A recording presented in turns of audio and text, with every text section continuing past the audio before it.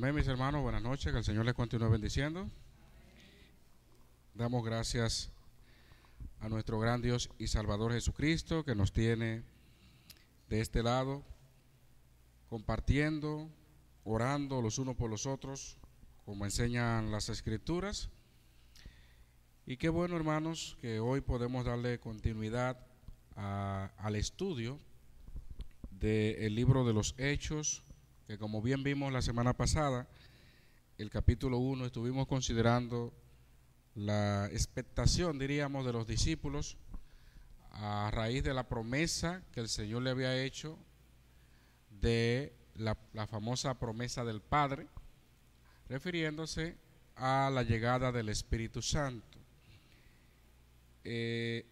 Antes que nada, hermanos, recuerden que todos los sermones y todos los estudios bíblicos que damos acá en la iglesia están en la aplicación de la emisora, de manera que si alguno no la tiene puede acercarse y le explicamos cómo hacerlo, pero la idea es que tengamos una base para continuar con los demás capítulos, porque de alguna manera u otra esto nos va a ayudar a comprenderlo aún mejor. Una de las cosas que mencionamos al principio es la lectura del libro de los Hechos como base. De manera que si usted no ha leído Hechos, este es el mejor momento para usted hacerlo, porque precisamente estamos estudiando el libro de los Hechos. O sea que no es lo mismo cuando usted lee, pero cuando nos detenemos a estudiar, pues las cosas van cambiando. Yo sé que muchos de los que estamos acá pudiéramos decir, yo he leído la Biblia en un año, o ya van varias veces que he leído la Biblia en un año, pero cuando se toma el estudio de un libro, tenemos también que hacer el esfuerzo de escuchar. Gracias a Dios que por lo menos grabamos los programas, los estudios, los sermones, para que si usted por alguna razón u otra no pudo estar, pues lo puede escuchar. Así que permítame orar en este momento. Ya se tomó la lectura del capítulo 2.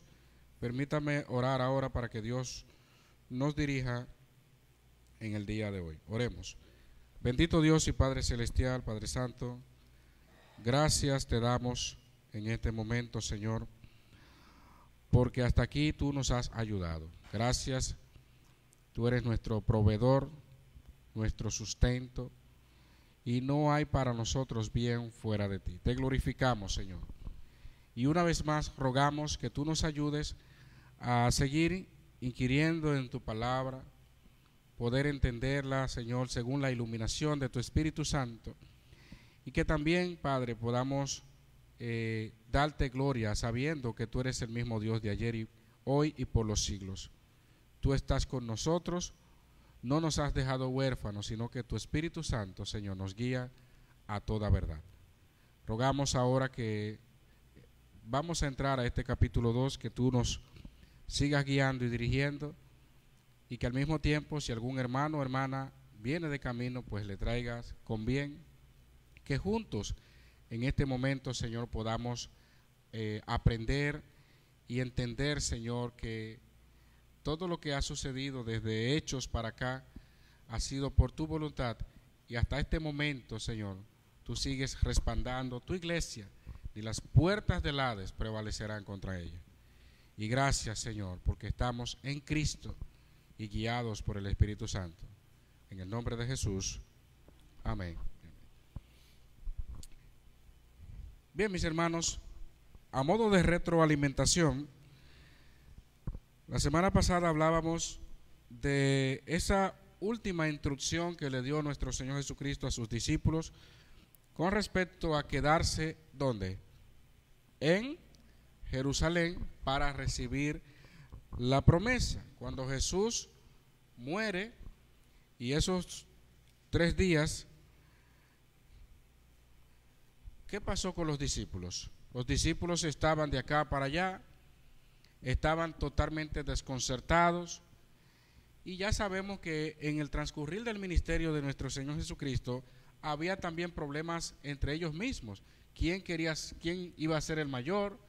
Necesitaba madurar y crecer. Sin embargo, luego de que Jesús resucita, y que dice el texto allí que lo hizo durante 40 días, estuvo apareciendo a diferentes personas, a sus discípulos. También dice 1 Corintios 15 que apareció a más de 500 hermanos a la vez, y otros encuentros que tuvo el Señor. Él ahora le dice en este capítulo 1, quédense en Jerusalén para que reciban la promesa del Padre. Y qué bueno que los discípulos fueron fortalecidos. Recuerden que ellos estaban turbados antes de que Jesús muriera. No se turbe vuestro corazón. Ellos estaban apenados. Y de hecho el mismo Pedro dijo, Señor, que tal cosa ni te acontezca. Pero ya sabemos el trasfondo de lo que Pedro había dicho, donde el Señor le dice que eso no era la voluntad de Dios.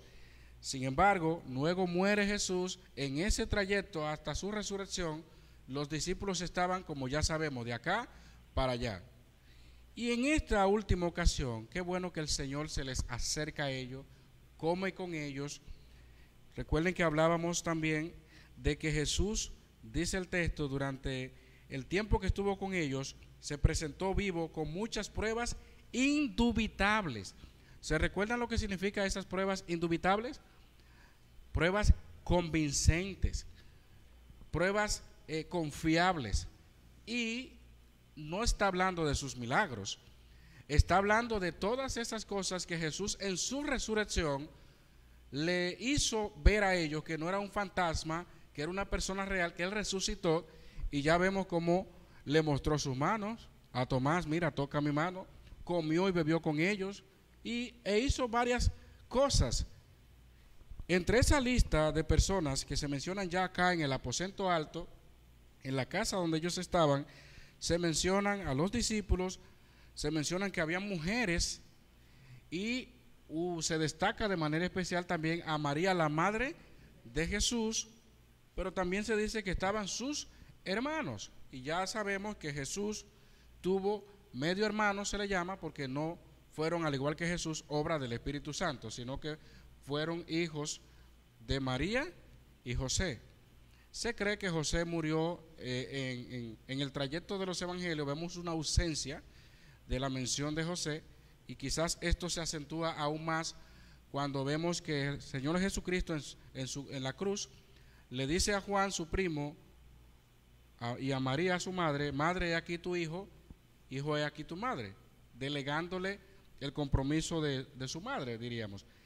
Obviamente, si José estuviera vivo, hubiese estado vivo, no había necesidad de hacerlo. Pero bueno, ahí estaban los 120. Y este grupo de personas, fortalecidos por el Señor, perseveraban como unánimes en la oración. Como Jesús duró 40 días después de su resurrección, entonces faltaban 10 días. Faltaban 10 días para que llegara esa promesa. Y nosotros vamos a ver por qué eran 10 días. Pero en esos 10 días, estos discípulos se unieron, se fortalecieron. Y algo que hicimos énfasis la semana pasada es que luego que ellos están allí reunidos, Pedro, que en muchos de los casos llevó la voz cantante, Pedro se presentó delante de todos ellos y le dice: varones, hermanos, era necesario que se cumpliese la escritura, haciendo una referencia ¿a quién?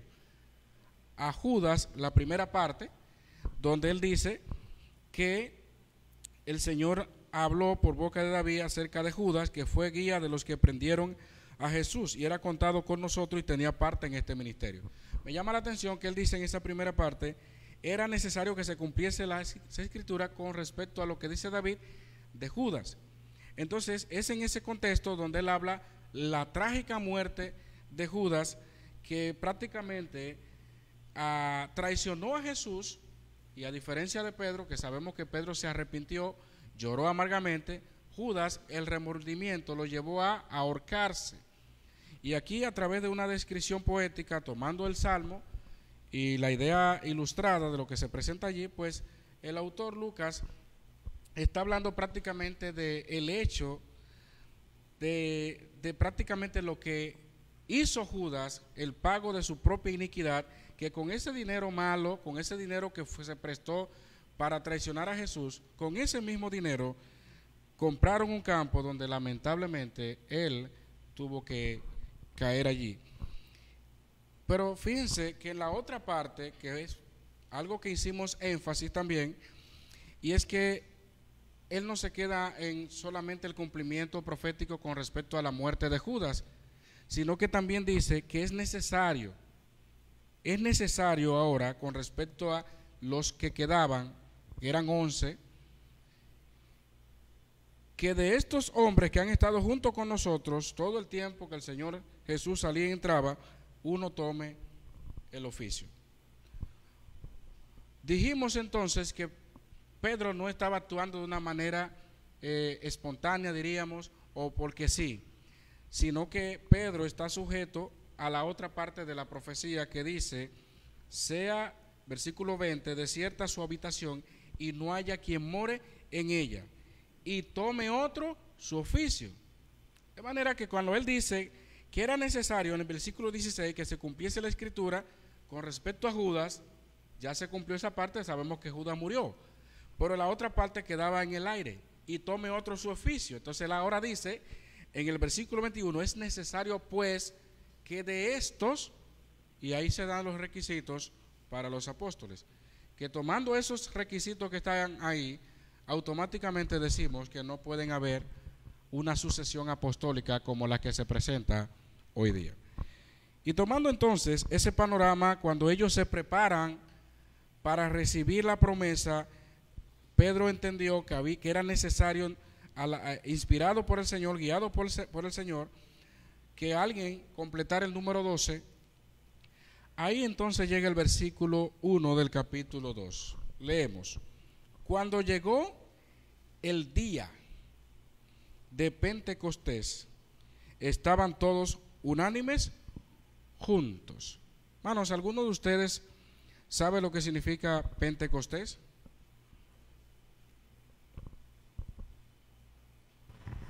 Sí, hermano. Mira, el primero, pero Pentecostés significa 50. ¿Perdón? 50. Ok, perfecto. 50. ¿Alguien tenía otra opinión? Hermana Miriam.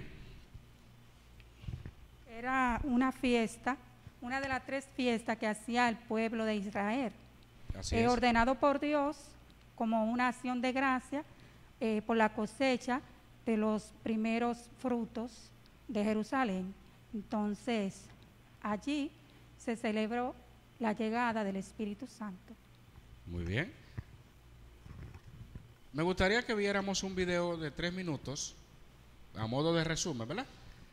Donde se presenta allí en qué consistía el Pentecostés. Sabemos que muchos de los que estamos acá lo hemos escuchado, pero es bueno saber parte de eso para entrar al contexto de lo que vamos a hablar. Así que prestemos atención, hermanos, a este pequeño video.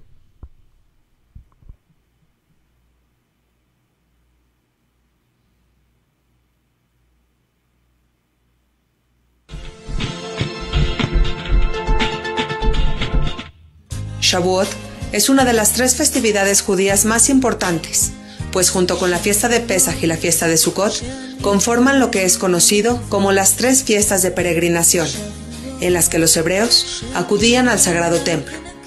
Por eso, aquí te compartimos 10 datos importantes sobre la fiesta de Shavuot. ¿Estás listo? 1. Shavuot es una palabra hebrea que significa semanas, debido a las 7 semanas en las que el pueblo hebreo se preparó para recibir la Torá. Y este festejo es conmemorado el 5 y el 6 del mes de Sivan. En la diáspora, la festividad se extiende un día más. 2. La fiesta de Shavuot celebra un momento sumamente importante en la historia del pueblo judío, el momento de la entrega de la Torá, aquella entrega que fundó los preceptos del pueblo judío en el monte Sinai. 3. Festejar la fiesta de Shavuot también significa terminar el conteo de los días de Omer, aquel conteo que inició en la festividad de Pesaj y que simboliza la preparación del pueblo judío para recibir la Torá. 4. Existe una explicación que dice que los hebreos intentaron mantenerse despiertos para la entrega de la Torá. Sin embargo, el sueño los venció, y cuando llegó el momento de la entrega, Moisés tuvo que despertarlos. Para enmendar este error de los antepasados, la primera noche de Shavuot, los judíos se mantienen despiertos toda la noche estudiando Torá. 5. Durante la fiesta de Shavuot, se lee en la sinagoga el libro de Ruth. Ruth era una princesa moabita no judía que se convirtió al judaísmo. Su amor y convicción por seguir las leyes escritas en la Torá han sido un ejemplo a seguir para las próximas generaciones. 6. Un importante personaje de la historia judía está sumamente relacionado con Shavuot, el rey David, quien nació y murió durante esta festividad. 7. En aquellos tiempos del Sagrado Templo, la fiesta de Shavuot se empalmaba con la cosecha de trigo y frutas, por lo que se acostumbraba a llevar ofrendas de frutas y cereales a lo que era conocido como el Beit HaMikdash. 8. Cuando los hebreos recibieron la Torá, comenzaron a cumplir con las leyes del Kashrut. Sin embargo, cumplir con estas leyes fue complicado al inicio, por lo que ellos optaron por hacer comidas lácteas, y de esta manera evitar incumplir con esta ley. Hoy, recordando este hecho, los judíos ingieren comidas lácteas durante la fiesta de Shavuot. 9. La fiesta de Shavuot tiene otros nombres. Zman Matan Torateinu, época de la entrega de nuestra Torá. Hag HaShavuot, fiesta de las semanas. Hag HaKatzir, fiesta de la cosecha. 10. Hoy en día, durante la fiesta de Shavuot, miles de judíos caminan hacia el Muro de los Lamentos, recordando los tiempos ancestrales en los que los hebreos peregrinaban al Sagrado Templo. Bueno, pues ahora ya sabes un poco más sobre esta importante fiesta. Hag Shavuot Sameach.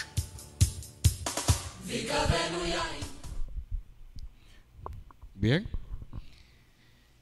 Shavuot, eso es en hebreo, para que no nos confundamos. Es el mismo término, pero en hebreo, y que en el griego ya lo vemos que se nos traduce a nosotros ya como Pentateuco, como bien dijo nuestro hermano Geraldo, 50. Esto es importante, hermanos, que lo sepamos, porque como dije, Jesús duró 40 días, y justo después de la Pascua, en los 50 días después de la Pascua, iniciaba Pentecostés. Entonces, si Jesús duró 40 días, como dice el texto, en ese contexto, entendemos que faltaban ¿cuántos? 10 días. Ese era el tiempo restante para que ellos recibieran la promesa luego de que Jesús ascendió a los cielos. Ahora bien, ¿por qué tenía que ser en Pentecostés y no en otra de las fiestas? Había muchas fiestas judías buenas, que al fin y al cabo muchas de estas fiestas tenían que ver con la conmemoración de lo que Dios le había hecho con ellos, de la ley. En el caso, por ejemplo, de Pentecostés, para ellos había coincidido con la entrega de la ley y con otros eventos importantes que le hacían a ellos recordar básicamente la promesa y la bendición de Dios. El pueblo judío en esta fiesta celebraba, era un tiempo de gozo, era un tiempo de alegría. No era como el día de expiación, que era un tiempo de lamento por el pecado, un día completo. ¿Pueden encender las luces, por favor? De manera entonces que este tiempo no era cualquiera. Pero hay un dato aún mucho más importante todavía, y es que era la fiesta judía donde se congregaba la mayor parte del pueblo, que iban al templo, se reunían todos allá. Era de las fiestas judías la más concurrida. ¿Qué tiene que ver esto con el texto? ¿Qué tiene que ver esto con el contexto de lo que ya usted y yo sabemos que pasó aquí en Pentecostés? Pues era necesario que para el derramamiento del Espíritu Santo, la promesa del Padre, pues se hiciera en un momento donde tantas personas iban a ir, porque podía hacerlo quizás 2 días antes, 3 días antes, y no pasaba nada, pero no iba a estar esa multitud. Entonces, fíjense cómo Dios mueve las piezas según su voluntad para algo tan trascendental. Hasta este momento, ellos sabían lo que iba a pasar, lo que Dios le dijo, lo que Dios le prometió, pero no el cómo lo va a hacer, de qué manera va a ser. Entonces, ellos estaban expectantes de ese momento, ellos estaban anhelando ese momento. Y ahí entonces, por eso dice el versículo 1, cuando llegó el día, ¿cómo estaban ellos? Orando, unánimes, juntos, dice allí el texto. Era un tiempo de regocijo, era un tiempo de fiesta. Pablo habla de esta fiesta más adelante en Romanos 14:5, se habla de esto en Hechos 18:21, porque era una fiesta, una de las principales fiestas del pueblo judío. Y qué bueno que Dios la escogiera, porque ahora vamos a ver la importancia de ese día. Dice el versículo 2, y de repente vino del cielo un estruendo como de un viento recio que soplaba, el cual llenó toda la casa donde estaban juntos, sentados. Ya se dan cuenta que el aposento alto no era el templo, ¿verdad? En ese momento, sino era una parte, una sección que ellos habían destinado para reunirse. Y ahí estaban los 120. Dice el texto que de repente, o sea, sin una advertencia, fue algo de manera inesperada. Usted lo está escuchando, fue de repente. Ellos no podían quizás tener la idea clara de cómo iba a ser, pero de repente dice, vino del cielo un estruendo, como de un viento recio que soplaba, el cual llenó toda la casa. Esto guarda mucha relación, inclusive, el término viento, soplo, con la palabra griega que se utiliza para hablar del Espíritu Santo. ¿Sabe cuál es la palabra? Hay una palabra griega que es la neumatología. ¿Iba a decir algo, Pablo? Neuma, que tiene la misma idea, la misma raíz con la expresión que dice allí viento o soplo. Es muy importante para nosotros, hermanos, siempre ver y destacar lo que el texto está diciendo. Dice que del cielo hubo un estruendo. Ahora la pregunta sería, literalmente había un viento recio que soplaba, el cual llenó toda la casa. ¿Fue algo figurado o fue algo realmente que ellos vieron, que fue algo que corrió por aquí, como cuando dice el Espíritu en Génesis, que el Espíritu se movía sobre la faz de las aguas? ¿Cómo fue esto? Bueno, el texto está diciendo como un viento recio. Cuando usted escucha esta expresión como de un viento, da la comparación, ¿verdad? Porque lo que él está diciendo al principio es que del cielo hubo que un estruendo. Y ese estruendo es parecido como la de un viento. Recuerden que el Espíritu Santo, cuando dice que descendió, ¿cómo qué? ¿Cómo? Paloma. Hay mucha gente que piensa que es una paloma el Espíritu Santo. Entonces es bueno también saber cuando el lenguaje figurado se está usando una metáfora, se está usando diferentes géneros literarios. Ahora bien, aquí nosotros estamos viendo en esta primera parte que Dios le está dando primero una evidencia audible. ¿Por qué? Porque está hablando de que hubo un estruendo. Hubo un estruendo donde nadie podía decir que era algo normal, sino algo sobrenatural. Ese estruendo, eso que causó, me imagino, el impacto en ellos, debió ser algo bien significativo. Y dice allí el texto, entonces, que dentro de ese proceso, de esa evidencia audible, también hubo una evidencia visible de que realmente ya en ese momento había llegado ¿quién? El Espíritu Santo. Tenemos una evidencia audible y una evidencia visible. Versículo 3. Y se les aparecieron lenguas repartidas como de fuego, asentándose sobre cada uno de ellos. Otra vez el autor Lucas está haciendo la comparación y dicen que eran como lenguas de fuego que se repartieron sobre los presentes. Hay muchos videos que aparecen por allí que presentan como que si fueran pequeñas llamas de fuego en lo que estaban allí. Otros dicen que era la presencia del Señor que los iluminaba. Hay muchas formas en las que algunos han tratado de ilustrar esto, pero sin embargo, hermanos, tenemos que saber que en ambas partes está diciendo como de un viento, como de fuego. Si nos vamos a lo literal, entonces, pudiéramos entonces hasta llegar a la conclusión de que ellos estaban botando fuego por la boca. Entonces, aquí se está hablando de una referencia, hermanos, que siempre, si ustedes se fijan, en muchos de los casos, tanto en el Antiguo Testamento como en alguna referencia en el Nuevo, el fuego, el viento, hacen referencia a la presencia de Dios. ¿Qué había cuando Moisés vio la zarza ardiendo? ¿Qué pasó allí? Siempre el fuego ha estado relacionado, ligado a la presencia de Dios. Yo no sé si usted está entendiendo la idea, pero esto que pasó aquí, solamente esta parte, sin seguir hacia adelante, debió crear una sensación muy fuerte en ellos, algo que ellos anhelaban. Hermano Gerardo. El corito que uno siempre canta.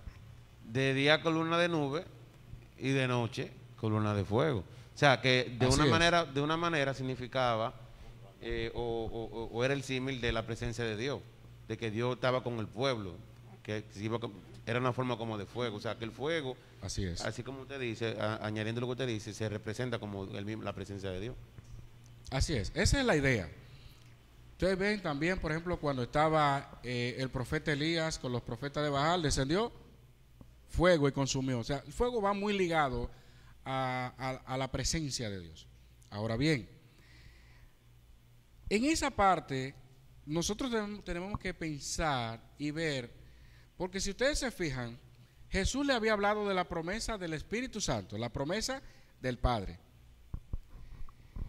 ¿En qué momento Jesús le habla a ellos de que ellos iban a recibir, junto con esa manifestación, la facultad de hablar en lenguas? ¿En qué momento? Dice que les aparecieron lenguas repartidas como de fuego, asentándose sobre cada uno de ellos. Todos los que estaban allá fueron dotados de esa gracia sobrenatural de Dios, porque había un propósito, y lo vamos a ver en el texto. No era de que porque le llegó, sino que había un propósito. Pero ustedes se recuerdan un texto que se leyó aquí en Marcos, y vamos a analizarlo, hermanos, este texto, donde dice, el capítulo 16, versículo 17, y estas señales seguirán a los que creen. En mi nombre echarán fuera demonios, hablarán nuevas lenguas, tomarán en las manos serpiente, y si bebieren cosa mortífera no les hará daño, sobre los enfermos pondrán su mano y sanarán. Lo vamos a analizar un poquito más adelante, pero para que ustedes vean también la referencia en donde Jesús habla de que ellos en lo adelante, no en el momento en que Jesús le habla, en lo adelante iban a hablar nuevas lenguas. O sea que esto entonces está teniendo un cumplimiento doble en la vida de los discípulos. Doble porque ya está la promesa del Padre, el Espíritu Santo, pero también junto con eso ellos han recibido la capacidad. ¿Para qué? ¿Qué le había dicho el Señor Jesús en Hechos 1, versículo 8, versículo clave del libro? Pero recibiréis poder cuando haya venido sobre vosotros el Espíritu Santo, y me seréis testigos en Judea, en Samaria y hasta lo último de la tierra. De la tierra. ¿Cómo lo podían hacer ellos? ¿De qué manera lo iban a hacer? Si ellos no tenían la capacidad de llevar el evangelio a tantas naciones, tantos pueblos, de manera que junto con el derramamiento del Espíritu Santo, y a raíz de que en Pentecostés se reunía la gran cantidad de judíos dispersos, y vamos a ver el grupo ahora en un mapa, la gran cantidad de judíos, entonces junto con eso el Señor le dio la capacidad, la facultad de poder hablar el evangelio, predicarle la palabra a todos los que se habían congregado. O sea que el don de lenguas fue un don sobrenatural para nada más y nada menos llevar la palabra. No era para uso, diríamos, propio y para que usted mirándose en el espejo comience a hablar. No. Era algo específico que Dios le había dado. Y el texto mismo dice para qué Dios le dio eso. Entonces, yéndonos un poquito ahí, recuerden algo. Juan el Bautista, dice en Mateo 3:11, que iba a venir alguien que iba a bautizar en Espíritu Santo y fuego, ¿verdad? Aquí se cumple esto. Lo que nosotros vemos acá es lo que se entiende como el bautismo del Espíritu Santo. Pero el texto dice en el versículo 4, y fueron todos llenos del Espíritu Santo y comenzaron a hablar en otras lenguas según el Espíritu les daba que hablase. Pregunto, hermanos, y esto es una pregunta clave. ¿El bautismo del Espíritu Santo es lo mismo que ser llenos del Espíritu Santo?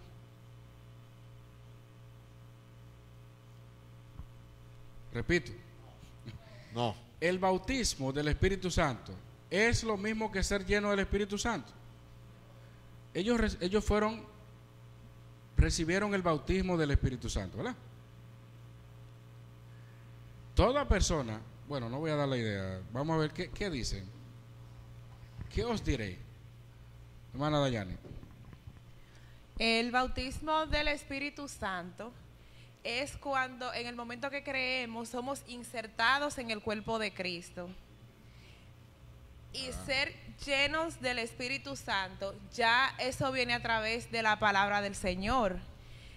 Dice, cuando usted hablaba la semana pasada, que decía, pero recibiréis poder cuando venga sobre vosotros el Espíritu Santo. Usted se refería a que el Espíritu Santo nos iba a capacitar. Y me llegó a la mente el texto de Efesios, cuando el Espíritu Santo, cuando el apóstol Pablo habla y le pide al Señor, le pedía en oración, para que el Espíritu le diera, le diera espíritu de sabiduría y de revelación en el conocimiento del Señor, o sea, como para que los capacitara. Y no era que iban a recibir como una revelación, sino que a medida que uno se vaya llenando, o sea, uno vaya conociendo más al Señor y uno se va capacitando, y de esa misma manera uno se va llenando del Espíritu Santo. Muy bien. Jairo. Tú estuviste diciendo la palabra en la otra semana, en el versículo 1, donde dice el capítulo 5, porque Juan ciertamente bautizó con agua, mas vosotros seréis bautizados con el Espíritu Santo dentro de no de muchos días. Cuando el cristiano se convierte a Cristo, que reconoce, de por sí el pastor van y lo bautizan para que la sociedad vea delante de los ojos de Dios que ha decidido seguir a Cristo.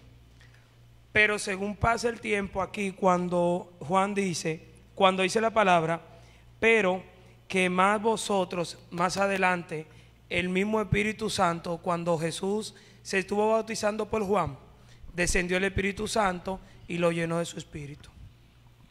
Muy bien. Oigan algo, hermanos. Cuando ya sabemos que Juan el Bautista dice que iban a ser bautizados con el Espíritu Santo.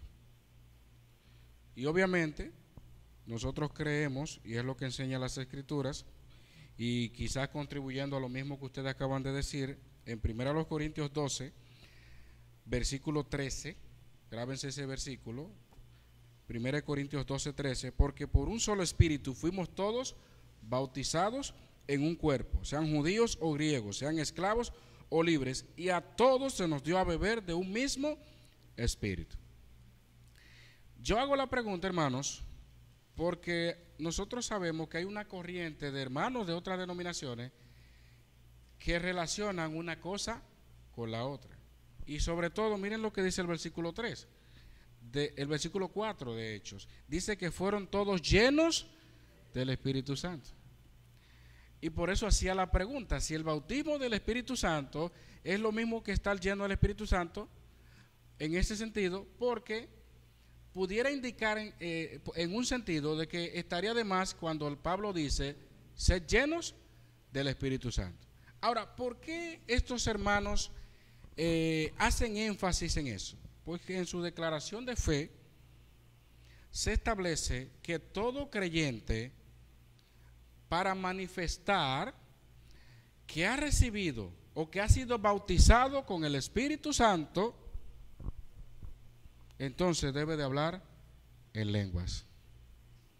Y miren lo que dice allí, fueron todos llenos del Espíritu Santo y comenzaron a hablar en otras lenguas. De manera que si usted alguna vez ha estado por ese lado y lo ha mirado de arriba abajo porque usted todavía no ha dicho Irra la Mazocalaya o cualquiera de otro de esos términos, fácilmente, en algunos casos, hay otros que han ido entendiendo con el tiempo, pero hay algunos que se atreven a usar el dedo acusador y decir, usted todavía no ha recibido el Espíritu Santo. Y eso era más acentuado en los tiempos de atrás, porque ya ahora sabemos que ha habido una nueva generación que ha ido entendiendo algunos aspectos de la doctrina de la gracia, y lo escuchamos a veces en la radio, personas que están dentro de ese grupo que dicen que esto no es así, porque han ido entendiendo. Tu hermano Gerardo.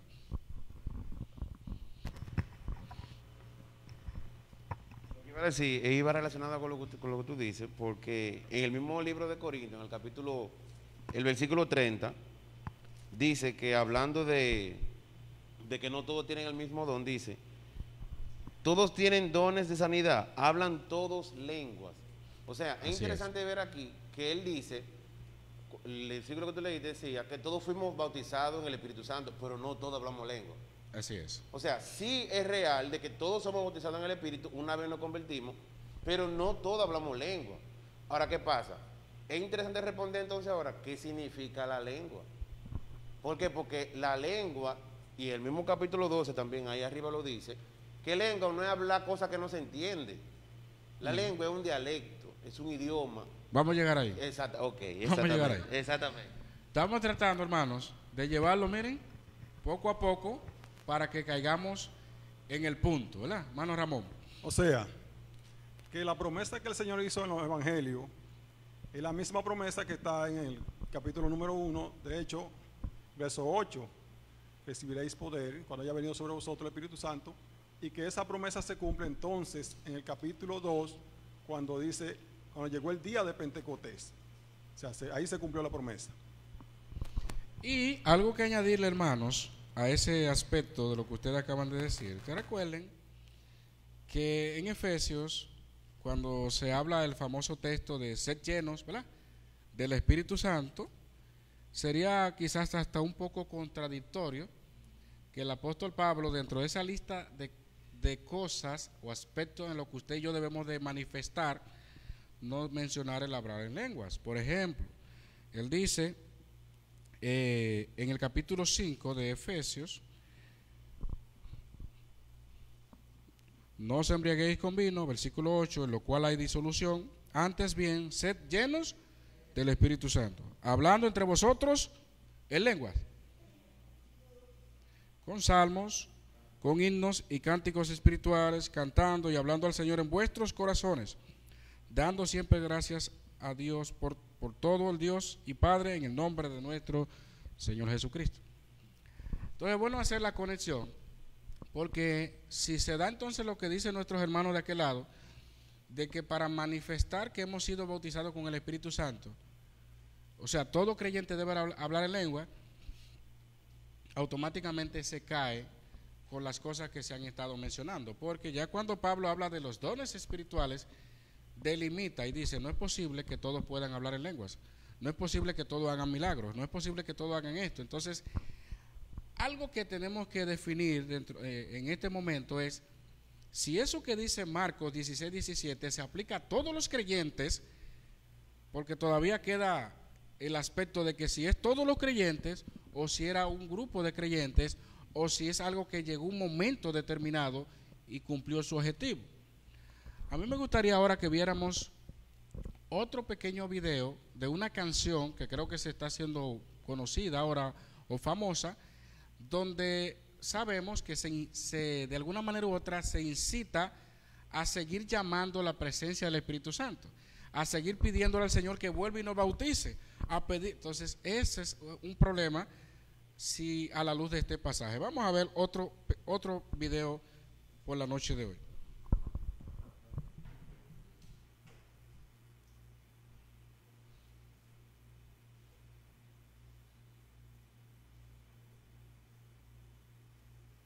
Aleluya, aleluya.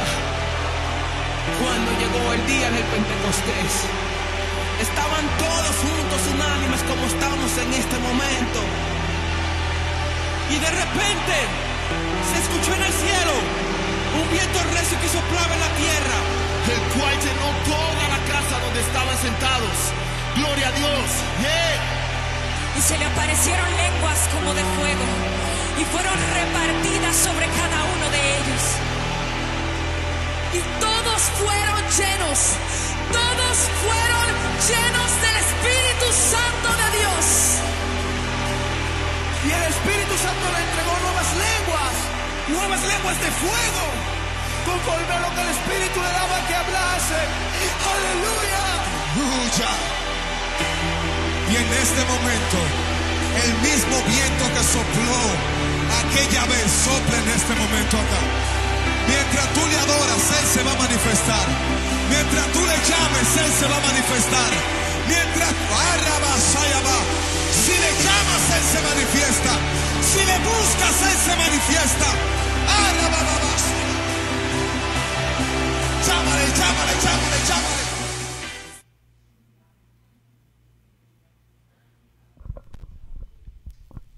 Creo que nos vamos entendiendo, hermano, ¿verdad? No estamos, quiero aclarar con esto, hermano, que no estamos en un sentido criticando a las personas, sino a las ideas. ¿Se entendieron? Estamos refutando ideas, no a las personas, porque Dios conoce el corazón de cada uno, de lo que hacen. Entonces, algo que quiero mencionar con respecto a este video es simple. Recuerden que el Señor Jesús pasó tiempo con sus discípulos cuando antes de ascender a los cielos, quédense en Jerusalén, esperen la promesa, estén unánimes. La pregunta sería, ¿en qué momento de las Escrituras Jesús le dice que eso sería algo de manera repetitiva? ¿En qué momento Jesús le dice, miren, después que llegue eso, la promesa va a llegar cuantas veces ustedes la invoquen? Porque la canción, lo que se plantea prácticamente, ¿qué es lo que se plantea? Que si tú le invocas, Él se va a manifestar ahí. Y es como que si el Pentecostés no tuvo un cumplimiento, sino que fue un punto de partida para que cada vez que tú digas, hoy es Pentecostés, hoy, porque yo declaro que hoy es Pentecostés, entonces el Espíritu Santo tiene que obedecerme a mí, tiene que descender y ponerme a hablar en lenguas, o al menos lo que ellos entienden como lenguas. Porque aquí en el texto vamos a ver realmente en qué consistía el hablar en lenguas. Entonces, hermanos, vemos que esto se fomenta a través de las canciones, a través de la prédica, y vemos grandes personas que usan esto. Pero el tiempo, hermano, no nos va a dar, porque tendríamos que hablar un día específicamente para eso, porque pudiéramos hacer un recorrido, ver realmente dónde nace el hablar en lenguas en el movimiento pentecostés. Desde el año 1906 en adelante, a través de Carlos Parán, pero bueno, eso es una historia bastante amplia, que un día vamos a tomarnos, diríamos, para hablar dónde se usa el hablar en lenguas fuera del cristianismo y cuáles religiones a lo largo de la historia la practicaron y cómo llegó eso al movimiento pentecostés, que ya hoy es parte de la vida normal y que mucha gente piensa que es algo exclusivo de ellos, y realmente no es así. El hablar en lengua se utilizó y se sigue utilizando en otras religiones, inclusive en el satanismo, en el espiritismo. O sea que no es solamente exclusivo de ellos. Lo que pasa es que ese movimiento carismático se destaca por eso, porque es como igual que la iglesia de los adventistas del séptimo día. Quizás pensamos como que el séptimo día, pero ellos tienen una serie de enseñanzas, doctrinas diferentes, pero se distinguen como el séptimo día. No solamente es eso lo que lo distingue. Entonces, ¿Qué queremos decir con esto, hermanos? Tenemos que usted y yo pedirle al Señor que descienda otra vez como pasó en Hechos capítulo 2. Y más que esto, si en nosotros no se da eso, entonces tendríamos que examinarnos si estamos en la fe. Tendríamos que examinarnos entonces, si fuera así como se establece, si tenemos el Espíritu Santo. Porque si no hablamos así, entonces algo está pasando en nosotros que le pasa a ellos, o alguna manifestación que le pasa a ellos que no tenemos nosotros. Entonces, por eso es que tenemos que hablar ahora en qué consistía el don de lenguas, según las Escrituras. Vamos a ver.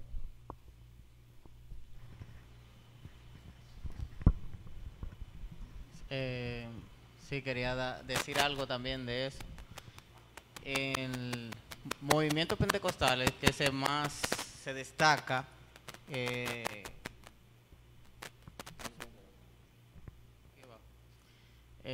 es el que más se destaca, por eso hay que mencionarlo, pero hay que entender que es un movimiento, no es una denominación como tal, porque es diversa. O sea, ellos no creen lo mismo, son diferentes. Y ahora el movimiento más grande, o sea, la denominación más grande entre los pentecostales son los neopentecostales, que es lo que mayormente vemos en nuestro país. Pero lo que hace que todos compartan la misma fe es lo destacable en el segundo bautismo del Espíritu Santo, en el Espíritu Santo. Ellos entienden que hay un segundo bautismo, que es donde ellos reflejan lo del hablar en lenguas y otros dones extraordinarios. O sea, ellos entienden que hay una promesa extra. O sea, hay creyentes que se salvan, reciben el Espíritu Santo, pero hay otros que reciben un segundo bautismo. Entonces, en ese momento ellos reciben un poder extra para trabajar en el Evangelio, donde ellos entienden que van a hablar en lenguas, van a tener esos dones que mayormente se ven. Hay otros que tienen otros entendimientos sobre el tema. Hay problemas entre ellos con el asunto del hablar en lenguas. Hay unos que creen que todos deben de hablar en lenguas, hay otros que dicen que no. Y hay una diversidad en el asunto, pero el punto principal que los hace a ellos compartir en el mismo movimiento es creer en un segundo bautismo, donde las personas reciben un poder extra para trabajar en el Evangelio. Ok. Hermano Ramón Pérez.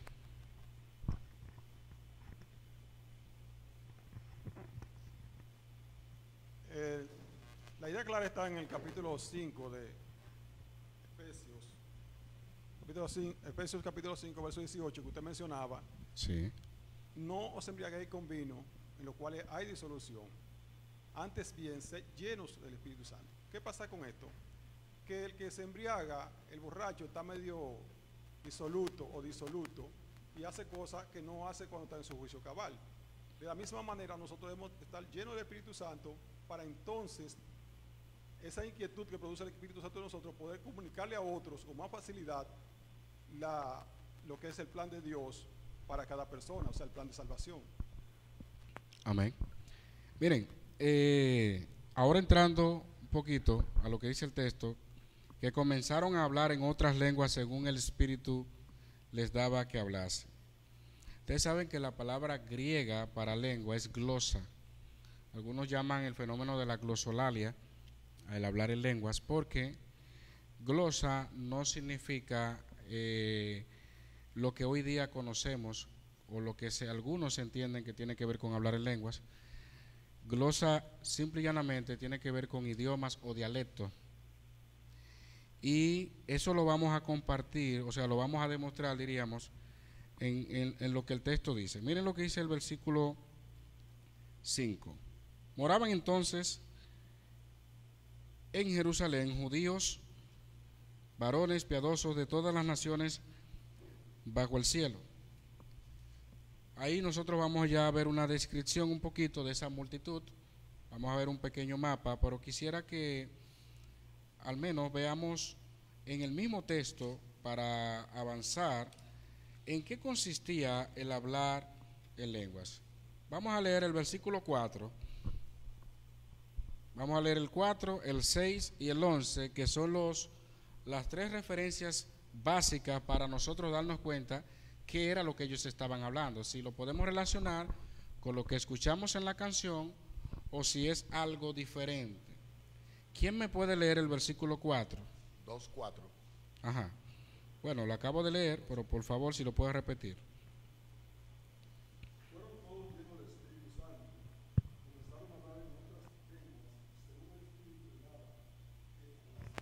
Entonces, si se está diciendo otras lenguas, eso es en virtud de la que ya existían, la que ya ellos hablaban, ¿verdad?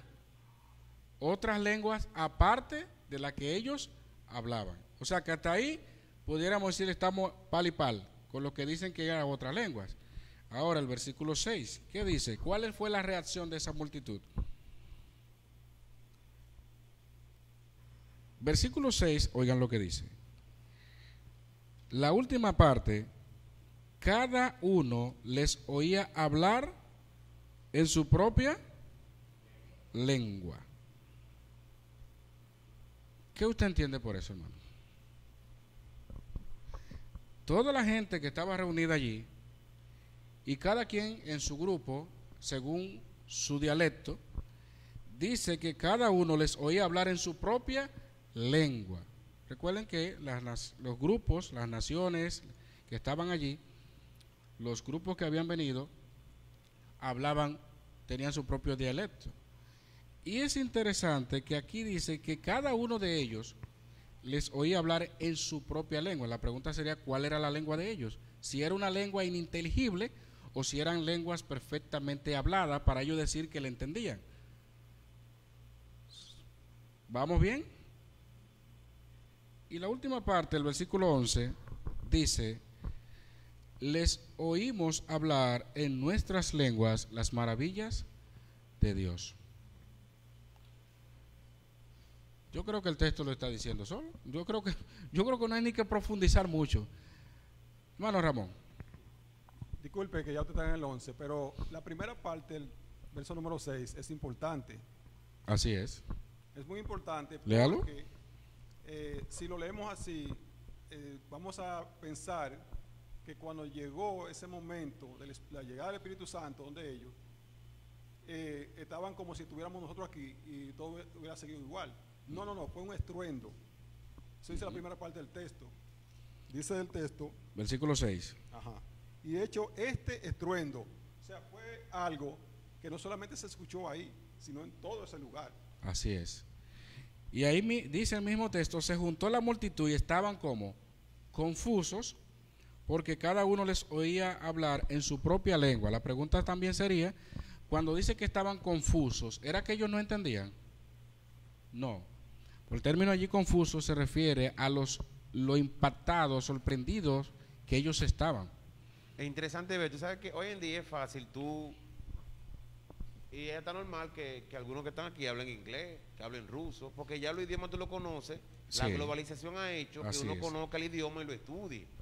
Pero estamos hablando de gente que para tú conocer ese idioma, gente que nunca habían ido al Ponto, a Galacia, ese sitio, estaban hablando un idioma que nunca habían ido a esa ciudad. No había de que libro de que así, de que cómo estudiar el inglés, cómo estudiar qué sé yo, que estamos hablando de que en tiempos remotos, donde la globalización aún no estaba, donde no habían traductores, donde no había nada. O sea, que para tú aprender eso, obligado, tú tienes que estar ahí en ese sitio.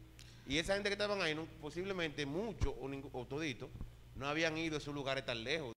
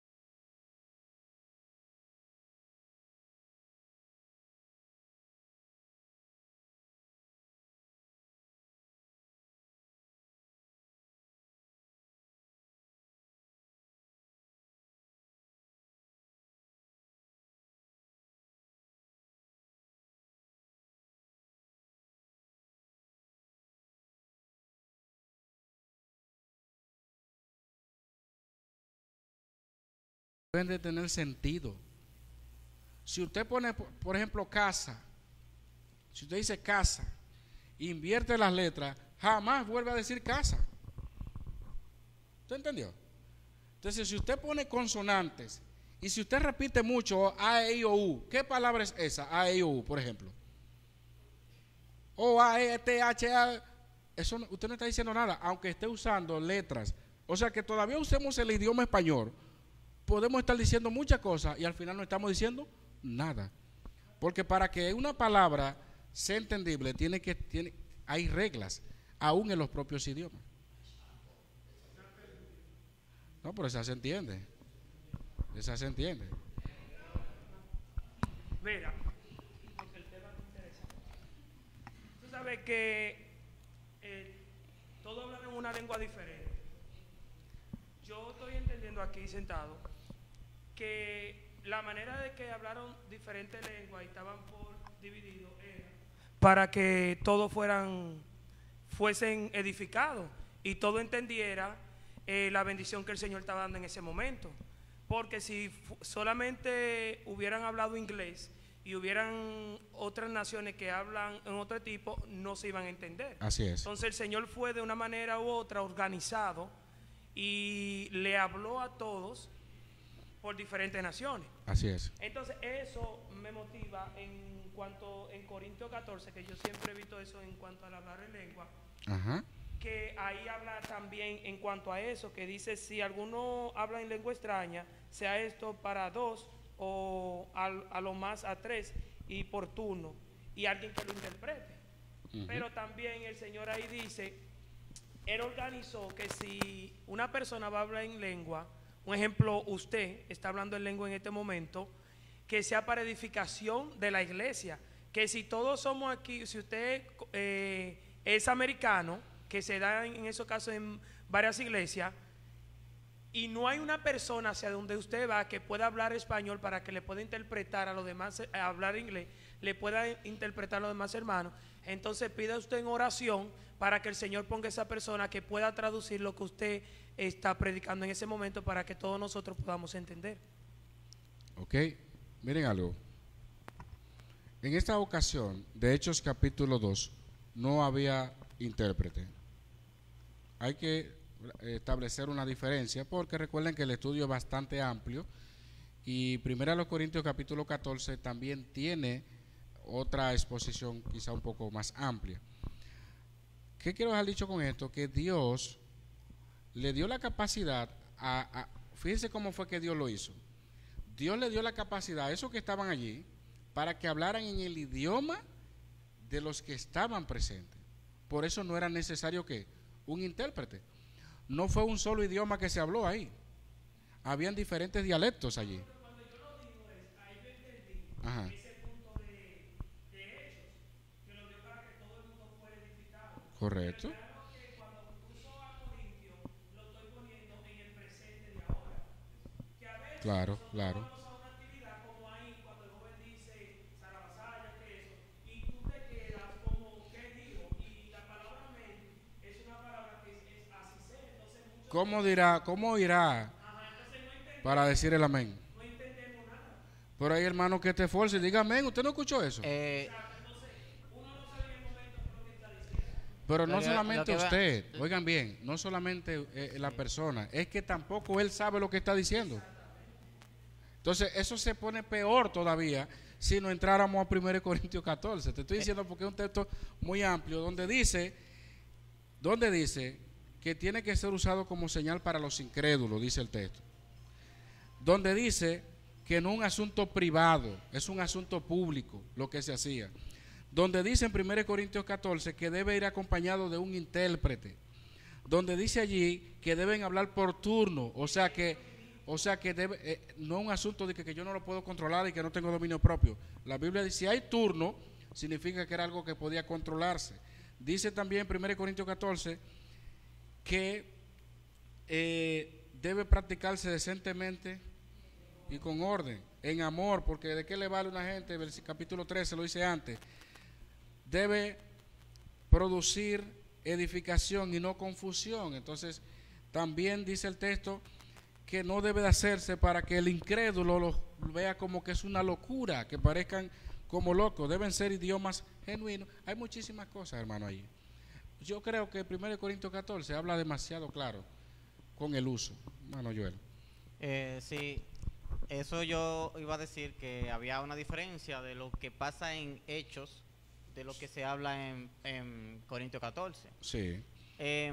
Entonces hay estudiosos de la misma rama de la Iglesia Pentecostal que hablan acerca de la glosoraria y también de la xenoglosia, si no recuerdo si así que se pronuncia bien, sí, sí, que es acerca del balbuceo que ellos hacen.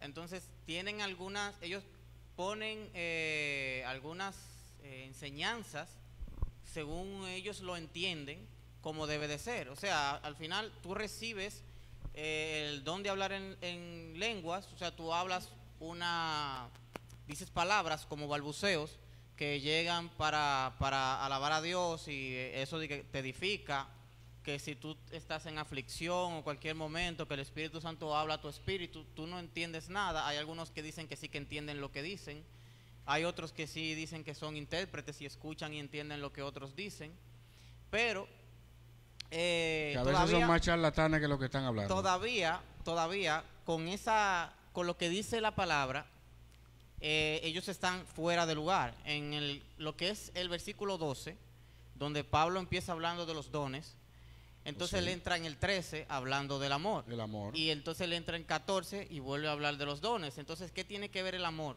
con los dones? ¿Por qué Pablo tiene que en el 13 hacer un paréntesis y hablar del amor? Esa es la pregunta que uno debe de hacerse.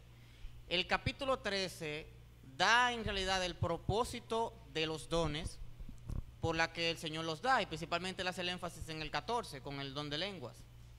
Y lo que estaba pasando, yo creo que ahora estamos peor, pero lo que estaba pasando en la iglesia de Corinto, que en la forma en cómo estaban utilizando los dones, es lo mismo que está pasando ahora.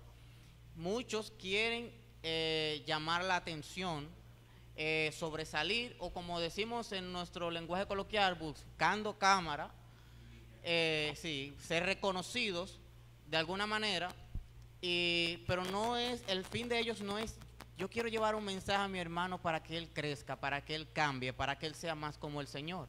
O sea, ese no es el propósito que hay en el corazón de esas personas, sino es, yo soy más espiritual, yo estoy en un ambiente o otro nivel, entonces en una dimensión espiritual superior. Todas esas palabras que ya estamos cansados de escucharlas, es lo que hay en la mente de esas personas, pero no es el propósito, no es bendecir. Pablo está corrigiendo el comportamiento lo que hay en la iglesia de Corinto. Entonces, ¿qué pasa con esos hermanos?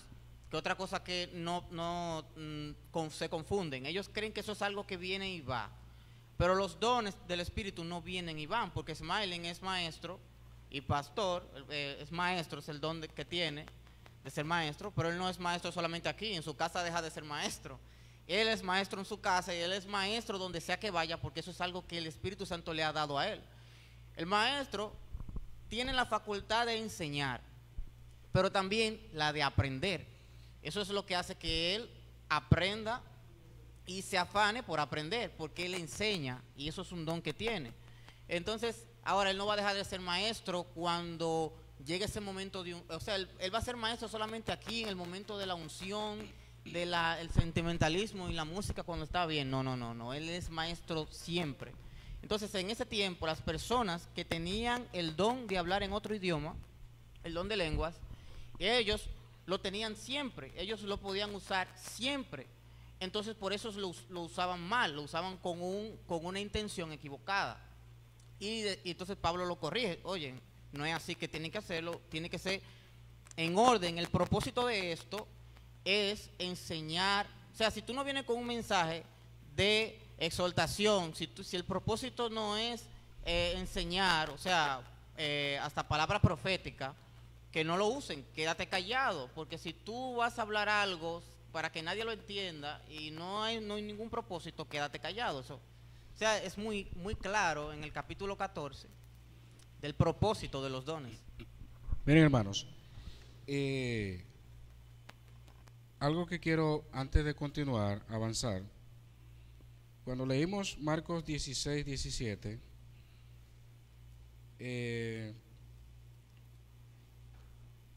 una de las cosas por la cual no se entiende a plenitud este texto es porque lo dejamos en el versículo 17. En Marcos, el famoso texto que se usa para decir que todos debemos de hablar en lengua. En Marcos 16, 17, aparte de eso, oiga lo que dice el texto. Y el Señor, después que les habló, fue recibido arriba en el cielo y se sentó a la diestra de Dios. Y ellos, saliendo, predicaron en todas partes. Versículo 20, ayudándole el Señor y confirmando la palabra con las señales que le seguían. Cuando dice el texto allí, estas señales seguirán a los que creen, ¿verdad? Y luego en el versículo 20 dice, ayudándole el Señor y confirmando la palabra con las señales que le seguían, y comparándolo nosotros con Hebreos, y voy a leérselo, hermano, porque quiero que no se quede en el aire esta idea. Hebreos capítulo 2, tomando esto mismo que mencioné, el 2, versículos 3 y 4, dice, ¿cómo escaparemos nosotros si descuidamos una salvación tan grande, la cual, habiendo sido anunciada primeramente por el Señor, nos fue confirmada por los que oyeron, testificando Dios juntamente con ellos, con señales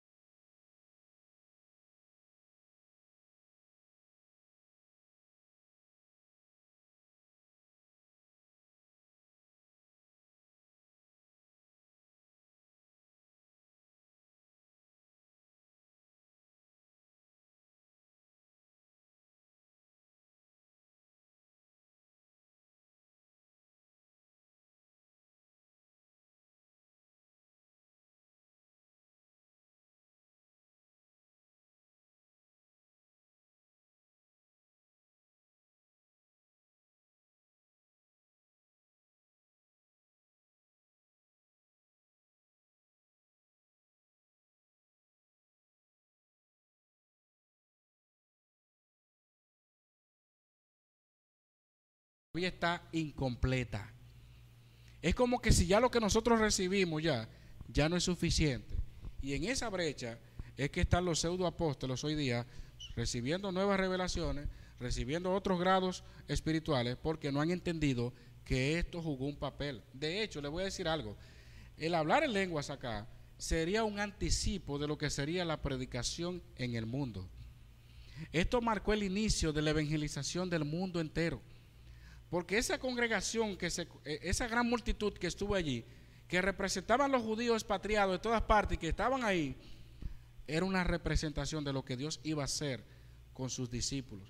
Pero como bien dijeron por ahí, ya hoy día hay personas que tienen la facultad de hablarte hasta 3 y 4 idiomas. ¿Qué era lo que les sorprendía a esta gente? personas que eran galileos, personas no cultas, personas que inclusive hasta de Jesús dijeron de Nazaret puede salir algo bueno. Era algo despectivo, y eso era lo que creaba algo aún más trascendental entre ellos. ¿Cómo es posible que esta gente sin letras y del burgo, que no habían estudiado en las escuelas rabínicas de la época de Hiller y Shammai, y cómo es que pueden hacer esto?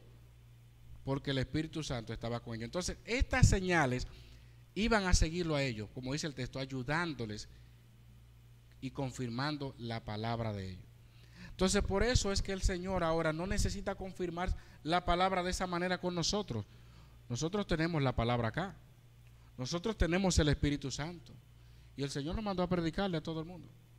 Pero era necesario que ese acontecimiento se diera, porque esa iba a marcar el inicio, y eso era una señal a todo el que llegó. Realmente el Espíritu Santo está con ellos. Y eso es lo que está pasando. Vamos a ver este mapa, hermanos.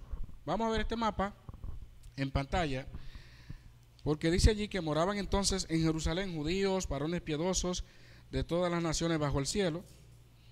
Y hecho este estruendo, se juntó, si puede apagar para poder ilustrar algo, se juntó toda la multitud, que estaban confusos, porque cada uno les oía hablar en su propia lengua. Estaban todos atónitos, maravillados, diciendo: mirad, ¿no son galileos todos estos que hablan? O sea, eso era una pregunta en forma despectiva, recuerden lo que le dije. ¿Y qué dice más? Bueno, vamos a ver. ¿Cómo pues les oímos nosotros hablar cada uno en nuestra lengua en la que hemos nacido? Eran idiomas, ¿no? Ahora me gustaría ver los grupos que se presentan, los 4 grupos que se presentan allí. Después le enviamos ese mapa que pudimos conseguir, que prácticamente ilustra los grupos que se acercaron. Vamos a apagar esta luz, por favor. Nosotros tenemos, en primera instancia, diríamos, esta es la parte norte, del lado del mar Mediterráneo. Al este, el mar Caspio, y arriba, como ustedes pueden, no sé si pueden notar, le vamos a mandar la imagen, el mar Negro. El epicentro ¿cuál fue el epicentro? Jerusalén. Alguien preguntaba en las semanas pasadas qué tan cerca estaban, o qué. Si ustedes se fijan, Jerusalén está aquí, por entre Judea y Samaria están ahí mismo cerca, porque eran regiones circundantes. ¿Cómo que se dice? Circundantes. Entonces, ¿qué pasa? Circundante, ahora sí, me llegó. ¿Qué pasa? El texto dice: me seréis testigos en Jerusalén, en toda Judea, en Samaria y hasta los confines de la tierra. Aquí nosotros vemos que moraban en Jerusalén judíos de todas partes. ¿Por qué había por qué se había dado, y usted que sabe historia bíblica, por qué se había dado ese grupo de judíos de todas partes? ¿Por qué estaban diseminados en todas partes? Muchas razones. Todas estas divisiones que tuvieron, todas estas persecuciones que tuvieron, hicieron que los judíos fueran como los petromacorizanos, que los petromacorizanos están en todas partes del país, y usted sabe por qué. Entonces, los judíos que moraban muchos, algunos quizás retirados de la vida comercial, otros que estaban quizás de visita, otros que estaban ya ahí establecidos, pero también recuerden que era una festividad de Pentecostés, donde todo el que estaba en cada punto, como se menciona, por ejemplo, los del lado de Babilonia, los partos, los medas, elamitas, ahí están de este lado, tal y como se menciona en el texto. Los que habitaban del lado de la Mesopotamia, pero también los de Siria y Asia, Frigia, Ponto, Galacia, Capadocia, toda esa área por allí, los que estaban en la parte de Egipto, mírenlo ahí, Cirene, Creta, y los más distantes de todos, los que venían de Roma, que de hecho eso marca el origen. Algunos entienden, muchos estudiosos, que de ese grupo que vino de Roma, de ahí en adelante surgieron personas creyentes que fundaron la iglesia en Roma, que no fue Pablo y que no fue otro de ellos. Esto dio lugar, esto marcó el inicio de lo que sería la predicación de Dios en el mundo. Empezó en Jerusalén, siguió Judea, Samaria, con el ministerio de los apóstoles, especialmente Pablo ya para la parte de los gentiles. Entonces toda esta área fue ocupada, porque fíjense que Babilonia está para acá y Roma está para acá. Pedro, según la tradición, hablando como apóstol a los judíos, se concentró en esta parte este, y Pablo en la parte norte hacia arriba, predicando y llevando el evangelio. ¿Qué quiero dejar dicho? Vamos a prender la luz, por favor, con esto. Y es que estos grupos que se presentan allí, los que venían de Babilonia, de las regiones orientales, como dice, partos, medos, elamitas, los que habitaban en Mesopotamia, los de las regiones de Siria o Asia Menor, que de hecho Pedro escribe una carta a los expatriados, al Ponto, Galacia, Capadocia, a ese grupo, que fueron parte de los que vinieron ese día en Pentecostés, los del norte del África que vimos, que eran Egipto, Cirene y otros más, y los de Roma más distantes. O sea que ahí había una representación judía de todas partes. Era necesario que el Espíritu Santo se derramara en Pentecostés, porque era la fiesta que atraía la mayor cantidad de personas, y eso era muy significativo. Sin embargo, aunque el texto dice que había muchos atónitos, perplejos, había muchos que estaban preguntándose qué quiere decir esto, obviamente porque era algo extraño, pero que al mismo tiempo podían entender en su propia lengua lo que ellos estaban diciendo. Pero como siempre hay alguien, o siempre habrán personas, que lo que uno ven bien, otros lo ven mal. Dice el versículo 13, mas otros, burlándose, decían, ¿están llenos de qué? ¿Qué es eso? ¿Cómo es? Alcohol. Estaban borrachos. Pero fíjense cómo de manera despectiva, no solamente dicen, y no son estos galileos. O sea, se asume automáticamente que Matías, que era parte de ese grupo, venía de esa región. Porque sin Judas fue que se dijo, varones galileos. Judas era Iscariote, de Queriop, otra localidad que no era de Galilea. Entonces, aquí vemos que aquí hay algunos que se están burlando y de manera despectiva están atribuyendo la obra del Espíritu Santo al vicio de los hombres, como hacían cuando Jesús hacía su ministerio, que decían que él echaba fuera a los demonios. ¿Por quién? Por Beelzebú, y así sucesivamente. Entonces Pedro otra vez toma la voz cantante. Pedro habló, ya dio su primer discurso de la profecía que se cumplió en Judas y la que habría de cumplirse con la elección de Matías, o de uno más de los apóstoles.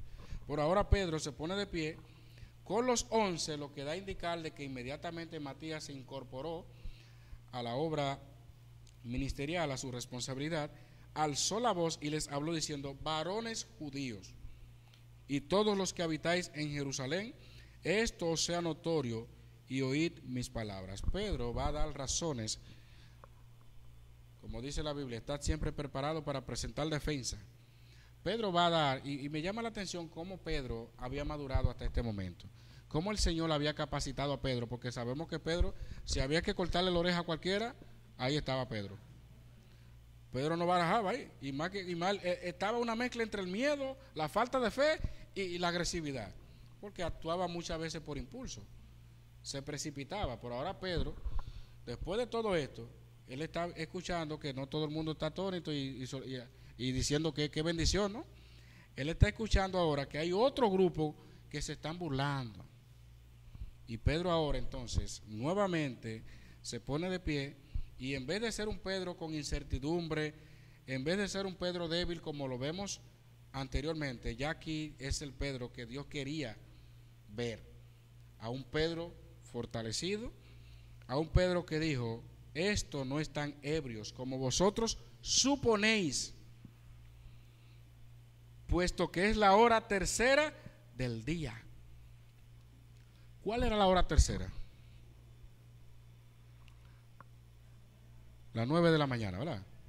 Las 9 de la mañana, esa era la hora de la oración, propio de la festividad, el Pentecostés. Y es como si él le dijera que lo que ellos estaban diciendo, o sea, el argumento que ellos estaban dando era algo infundado. Porque recuerden, en la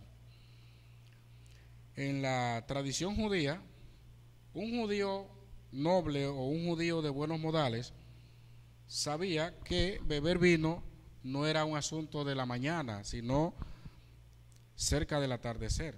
De hecho, el mismo Pablo dice en 1 Tesalonicenses 5:7 que los que duermen de noche, duermen. Y los que beben, los que se embriagan, de noche. Porque los judíos no tomaban regularmente la mañana para eso. Se parecen a los dominicanos, ¿verdad? El dominicano bebe a cualquier hora. Pero el judío tenía sus normas. Entonces, él está diciendo, eso no es posible. Ustedes están diciendo algo sin sentido, porque ustedes saben que el judío no bebe a esta hora. Le está dando una razón, hermano Ramón Pérez.